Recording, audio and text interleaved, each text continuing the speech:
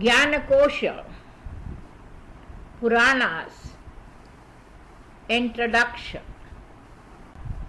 सर्गच्च प्रतिसर्गच्च वंशो मन्वन्तराणि च वंशानुचरितं चैव पुराणं पञ्चलक्षणम्.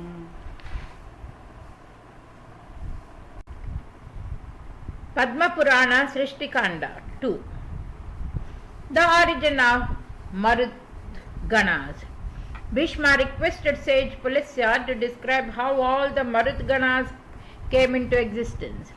Pulisya replied, all the sons and grandsons of Diti had perished in the battle fought between the deities and demons. Diti, the mother of Daityas, demons, wanted to take revenge, so she started doing a penance at the bank of river Saraswati, which lasted for 100 years. Being pleased by her austere penance, sage Kashyapa arrived and expressed his desire to bless her with a boon. Diti wanted a mighty son who could kill Indra.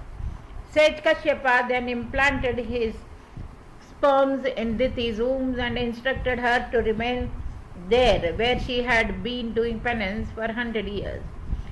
He also instructed her on various do's and don'ts which a pregnant woman is expected to observe. Diti agreed to follow his instructions. Meanwhile, Indra got wind of her pregnancy and became scared. He wanted to destroy the fetus at any cost, so he arrived at the place where Diti was staying. He had disguised himself to avoid being recognized by Diti. He engaged himself in her servitude, waiting for an opportune moment to destroy the fetus. This way, 99 years had passed and only 3 days were remaining, after which Diti was expected to give birth to a son. As the inevitable day approached nearer, Indra started becoming restless. One day Diti was very tired and fell down asleep. Her hair was united and her head had stooped down while she was sleeping, just opposite to the instructions Kashyapa had given to her. Finding the moment opportune, Indra entered into Diti's womb and cut the fetus into 7 pieces with his vajra. The 7 fragments of fetus instantaneously got transformed into 7 infants and started wailing. Indra became furious and once again he attacked them with his vajra and severed them into 7 pieces each. But to Indra's sheer amazement, there were 49 infants, all wailing loudly. He tried to stop them from crying by shouting, Marut, don't cry, but to no avail. Indra realized that the infants had attained immortality on account of the Mansi Vrata, which Diti had devotedly observed during the course of her penance. Indra named the infants as Marutganas and blessed them. He then begged for Diti's forgiveness and took her along with the Marutganas to heaven. The Marutganas, despite being born in the clan of demons, never associated with them and hence were revered even by the deities. Bhishma expressed his curiosity to know about the detailed description of all the 14 Manvantras. Pulisya said, the first Manvantara was called Swayambhu, named after Swayambhu Manu. Yamyan was the prominent deity of this Manvantara. Marichi and other 6 prominent sages were the Saptarishis of the Manvantara. Swayambhu Manu had 10 sons, Agniha, Agnibhahu, Vibhu, Savan, Jyotishman, Jyotiman, Havya, Medha, Medhati and Vasu. The second Manvantara was named after Swarochi Manu. Swarochi Manu had 4 sons, Nabha, Nabhashya, Prashat, Sriti and Bhavan. Shrishti was the prominent deity of the second Manvantara. Dattatreya, Atri, Chabyan, Stamba, Prana, Kashyapa and Vrishtapati were the Saptarishis of this Manvantara. The third Manvantara was called Autam and derived its name from the Autami Manu, who had 10 sons: Isha, Urja, Tanuj, Suchi, Shukra, Madhu, Madhav, Nabhyasa, Nabha, and Saha. Banu Sankhya was the prominent deity of this Manvantara. Sage Urja and other 6 sages were the Saptarishis then. The 4th Manvantara was called Tamas, named after Tamas Manu, who also had 10 sons like his predecessor. The names of his sons were Akalamash, Tapodhanva, Tapomula, Tapodhan, Taporashi, Tapasya, Sutapasya, Paranatap, Tapobhagi, and Tapoyogi. Kavi, Pridhu, Agni, Akapi, Kapi, Janya, and Dhama were the Saptarishis of this Manvantara, while Sandhya Gana was the prominent deity. The 5th Manvantara was called Raivat, named after Raivat Manu, who had 10 sons as well: Varun, Tattva, Darshi, Chitman, Havya, Kavi, Mukta, Niruktasuk, Sattva, Vimoha, and Prakshak. Bhutaraja and Prakriti were the 2 prominent deities of this Manvantara, and the names of the Saptarishis were Devabhahu, Subhahu, Parajanyam, Somak, Muni, Hiranya Roma, and Saptaswaha. Next arrived the 6th Manvantara, Chakshush. This Manvantara derived its name from Chakshush Manu, who had 10 sons, and among whom Ruru was the most prominent one. Lake, Ribhu, Pratikabhut, Varimul, and Daivu were the prominent deities of this Manvantara. The names of Saptarishis were Bhrigu, Sudhama, Viraj, Vishnu, Narad, Vishwavan, and Abhimani. The present Manvantara, which is the 7th in order, is called Vaivaswan. The Saptarishis of this Manvantara are Atri, Vasistha, Kasyap, Gautam, Yogi, Bharadwaj, Vishwamitra, and Jamadagni. The 8th Manvantara will be called Savaranya and will be named after Savarani Manu. Savarani Manu will have 10 sons: Dhriti, Varigyan, Yavavashu, Shubhavarna, Drishti, Charishnu, Adya, Sumati, Vasu, and Shukra. The Saptarishis of this Manvantara will be Ashwathama, Rishyashringa, Kaushika, Galva, Sadananda, Kashyap, and Parshuram. The 9th Manvantara will be named after Ruchi Manu and will be called Raucha Manvantara. Ruchi Manu will have a son named Rauchya. The 10th Manvantara will be called Bahutya and will derive its name from Bahutya Manu, son of Huti. The 11th and 12th and 13th and 14th Manvantaras will be named after Meru Sarvani, Ribhu, Vidharma, and Vikshasena Manus, respectively. All these 14 Manus successively ruled this world for the total period of 1000 Chatur Yugas. At the end of Kalpa, each of them unite with Lord Brahma.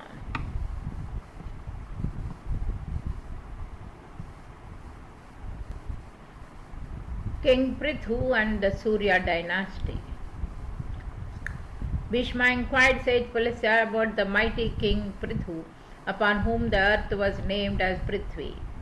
Sage Pulasya replied, Anga Prajapati was the descendant of Swayambhu Manu and Sunita was his wife. In course of time, Sunita gave birth to a son who was named Ven. After growing up, Ven turned out to be an extremely religious person and used to spend his time committing all sorts of immoral deeds. The sages tried to bring him to the virtuous path, but to no avail. They became furious and cursed Ven, as the result of which he died. The sages then churned his dead body, which resulted into the manifestation of a mean caste called Milecha. They kept on churning his body, and in the process an extremely virtuous entity manifested from the right hand of Ven. He held various weapons like mace, bow and arrows in his hand. He was none other than Prithu, the embodiment of Lord Vishnu. After being crowned as a king, Prithu was saddened to see the prevalence of immortality throughout the length and breadth of earth. The lack of virtuosity and religiousness among the inhabitants of earth made him extremely furious. He decided to destroy the earth. The earth became sacred and fled in the guise of a cow. Prithu chased her wherever she went. At last the cow halted at a place and she had got tired. To save her life, the cow agreed to fulfill all the desires of Prithu. Prithu then milked the cow, which later on got transformed into cereals. Similarly, all the deities, ancestors and all other human beings milked the cow and received numerous invaluable things. Prithu was just a king. Peace and prosperity prevailed during his reign. People were religious and free from any kind of sorrow. The earth is named after him as Prithvi. Sage Pulasya then went on to give a detailed description of Surya dynasty. Vishwavan Surya had three queens, Sanja, Ragi and Prabha. Ragi had a son named Raivat, while Saumagya was the mother of Vaivasvata, Sanghya, Vaivasvant Manu, Yama and Yamuna. Once Sandhya, being unable to bear the extreme radiance of Surya, created a superficial entity from her body and instructed her to act as a Surya's wife in her absence. The name of this superficial woman was Chaya, who had 2 sons and 2 daughters from Surya. The names of her sons were Savarna, Manu and Sanichar, while the names of her daughters were Tapti and Vishti. Shanichar became immortal as a planet, while Yamuna and Tapti became rivers. Vaivasvanta Manu had 10 sons, among whom Ila was the eldest. After appointing Ila as his successor, Vaivasvanta Manu went to do penance. Once Ila transformed into a woman after trespassing a forest where Lord Shiva and Parvati were enjoying privacy.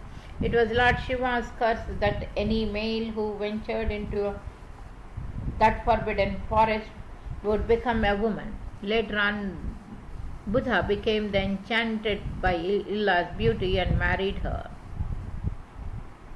Meanwhile, when Ila did not return to his kingdom, his brother Ikshvaku went on in search of him. Ikshvaku reached the outskirts of the same forest but did not enter it. He managed to please Shiva by his devotion. When Lord Shiva appeared, Ikshvaku requested him to make Ila a man once again. Shiva told him that it was impossible, but assured him by saying, "If you perform an Ashwamedha yajna and donate all the virtues thus acquired to me, then your brother will be able to live as a man for 1 month. But after 1 month he will again become a woman. Thus his form will keep on changing every alternate month." Meanwhile, Ila gave birth to 4 sons, among whom Utkal, Gaya and Harishwas were prominent. This way, Ila became the source from which the lineage of Chandra sprouted. Ishvaku ruled over Madhya Desh. He had 100 sons, all of whom ruled the territories situated north of Meru mountain. Ishvaku also had 114 more sons who ruled over the area situated south of Meru. Kakusta was Ishvaku's grandson. Kakusta had a son named Suyodhan. Some other prominent kings coming from this lineage were Prithu, Brihadeshwa, Kuvalshwa, Purukushta, Dharmeshtu, Machukund, Tridandava, Traidharnu, Satyavrat and Satyarath. The most truthful king, Harishchandra, was Satya Rahat's son and Rohit was his son. Famous kings like Raghu, Dilip, Aja, Dirghabahu and Prajapati Dasharath were the descendants of Ikshvaku. Dasharath had 4 sons, among whom Sri Rama was the eldest and who had killed the demon king Ravan.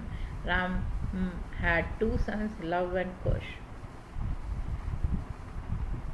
Bashkali, the demon king. Bhishma requested sage Pulasya to reveal why Lord Vishnu had to take incarnation as Vaman. Sage Pulasya replied, once during Satya Yuga, the demons had defeated the deities and driven them out from their abode, heaven. The mighty demon Bashkali was their leader. He had become immortal on account of a boon received from Lord Brahma. Indra went to Lord Brahma and narrated the awful tale of the deities. Lord Brahma assured him that Lord Vishnu would certainly help in this matter. Lord Brahma contemplated on Lord Vishnu, who appeared in a very short time. When Lord Vishnu came to know about the deities' pitiable condition, he promised them that very soon Bashkali wings would be clipped. Lord Vishnu said, very soon I will take incarnation as Vaman. Indra will have to come along with me and demand a piece of land measured by my 3 steps. I shall then reveal my giant form and send him to the Patala Loka after making him bereft of his kingdom. In course of time, Lord Vishnu manifested as Vaman from Aditi's womb.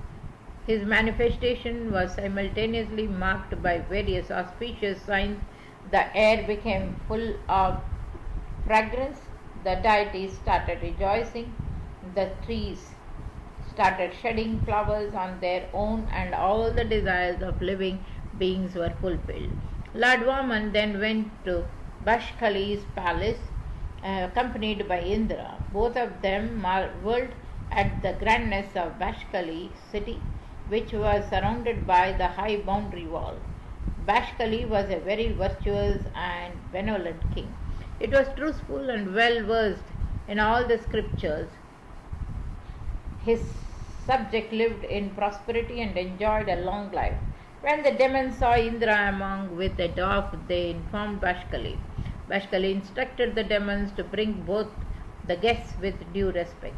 Bashkali treated his guests with all honor and asked Indra about the reason for his sudden arrival. Indra praised Bashkali's benevolence and said, the short Brahmin accompanying me is desirous of a piece of land measured by his 3 steps. Bashkali was amused at this ridiculous demand and requested Vaman to ask for anything he wished. But Vaman wanted nothing more than a small piece of land measured by his 3 feet. Shukracharya, Bashkali's guru, smelled something fishy and warned him, but he was not to listen. Bashkali, who is also known as Bali Chakravarti, then requested Vaman to go ahead and measure the land by his 3 steps. Suddenly Lord Vaman transformed his physique into a giant size. His first step reached the Surya Loka and his second step touched the Dhruva Loka. He hit the top of the universe with his 3rd step, as a result of which water poured down. The water got collected and came to be known as Vaishnavi river.